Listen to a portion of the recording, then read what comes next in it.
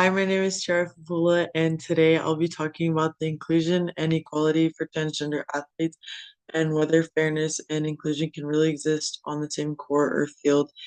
The issue has become one of the biggest discussions in college sports, and especially within the NCAA. So the main question people keep asking is if transgender athletes can compete fairly without creating an advantage or disadvantage. Some people believe biological differences um, affect the competition, while others think sports should be inclusive and supportive for everyone. My goal today is to show both perspectives and why policies matter in creating fairness and safety. And like I said, this is one of the most debated issues in sports today, the inclusion of transgender athletes. This topic has sparked conversations not only among athletes and coaches, but across the social media and everyday communities. Many people argue that scientifically men are genetically proven to be stronger, faster than women, and because of that, some believe these biological differences create an unfair advantage when transgender athletes compete in women's sports. This is where concerns about fairness and safety often come from. On the other hand, there are many people who believe the inclusion of transgender athletes promotes acceptance, equality, and representation. They argue that sports should be a place where everyone has opportunity to compete, to belong, and to be supported, regardless of gender identity. In this picture, we see a tweet from former swimmer Riley Gaines speaking about the transgender athlete on the San Jose State volleyball team and her biological advantages. So the real question becomes, is it possible to create policies that both protect fairness and competition and also make space for transgender athletes to participate? Instead of choosing one side immediately, we should be able to be willing to understand and listen to personal experiences and consider what fairness truly means in sports. In the end, meaningful progress comes from looking at the full picture, not just one part of it.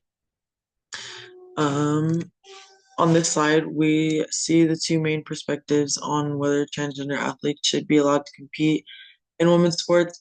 On the yes side, those who believe transgender athletes should be able to play. Supporters focus on the equality, fairness, and mental health and humans' dignity.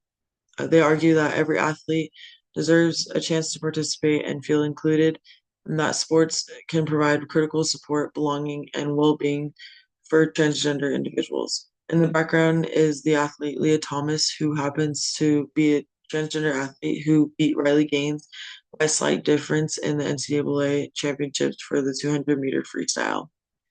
On the no side, those who believe transgender athletes should not be allowed to compete concerns often focus on safety while competitive balance competitive balance. This argument is supported by public figures like Riley Gaines, who has become one of the most vocal advocates on this issue.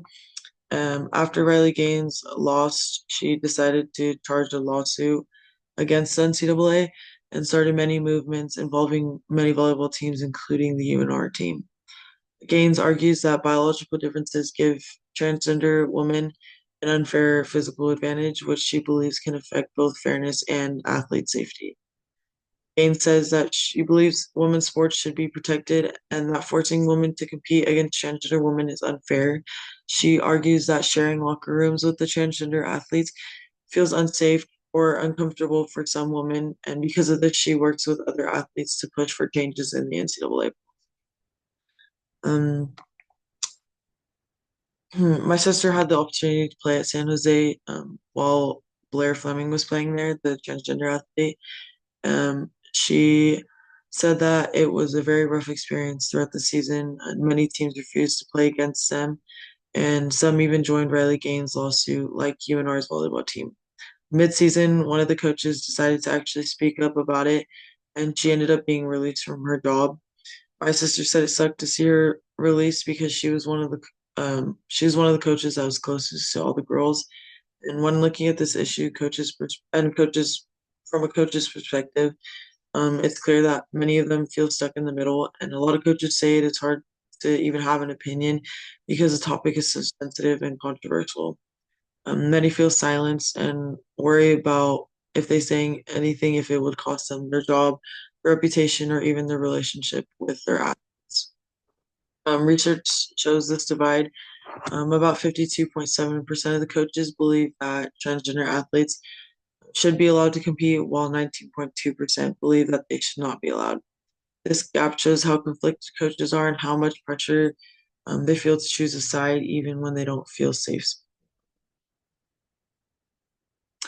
From a teammate's perspective, the conversation around transgender athletes becomes even more personal. Teammates share locker rooms, they travel together, they spend most of their time together as a unit. So safety and privacy concerns they often come up first. These concerns aren't always about exclusion, but are about making sure everyone feels comfortable and safe and respected in shared team spaces. Scholarship rights also play a big role for many athletes. Scholarships are their path to college. So when eligibility rules change, teammates naturally wonder how it might affect their opportunities and everyone else on the roster. The Title IX adds also another layer as federal civil rights law. It is meant to ensure fairness and equal access in sports. For teammates, that means trying to understand how inclusion aligns with the rules that are supposed to protect them. Overall, teammates just want clarity. They want to know that their eligibility decisions are made fairly and that their voices and experiences and concerns matter. At the end of the day, athletes just want a safe team environment where everyone can compete at their best. When we look at this issue from the perspective of transgender athletes, the conversation shifts towards identity, belonging, and their emotional side of sports. For many trans athletes, participation about affirmation is just beyond just physicality. It's about feeling seen, included, and valued as a part of the team.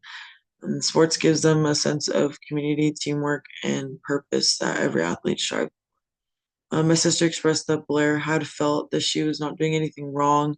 She felt that she was simply just following the rules and trying to compete like everyone else and every athlete in the world. A good example of this or was the friendship between Blair and Slessor at San Jose State. They were very close as teammates. And when the whole Riley Gaines debate happened, and Slessor started to grow distant, and Slessor actually joined the lawsuit against the NCAA, which shocked Blair because she thought they were closest friends. This was a little awkward for them and the rest of the team, but she also expressed to my sister that when she found out Slessor joined the lawsuit, she felt a little offended and just betrayed as a teammate and a friend. Trans athletes also face a lot of adversity. They deal with criticism, public judgment, and constant questions about their right to participate. Yet, many of them continue to show and remind us that sports are not only about winning, but about belonging and overcoming those challenges. To conclude the inclusion of transgender athletes, it's one of the most complicated and emotional debates happening in sports today, but we can see that both sides bring real concerns. Some athletes and coaches are focused on fairness and safety and protecting opportunities for women, and others are focused on identity, belonging, and making sure that every athlete feels valued and included. Throughout all of this, it's just clear that athletes, teammates, and coaches, and like even the institutions like the NCAA are affected differently, and that's what makes the issue so challenging. There's really no simple answer or perfect policy that's going to satisfy everyone at the end of the day. But what we can do is approach the topic with open communication and a willingness to understand the experience of others. And fairness and inclusion don't have to be opposite. At the end of the day, sports are about teamwork, respect, and growth. And the only way forward is by looking at the whole picture and supporting solutions that allow all athletes to safely and honestly.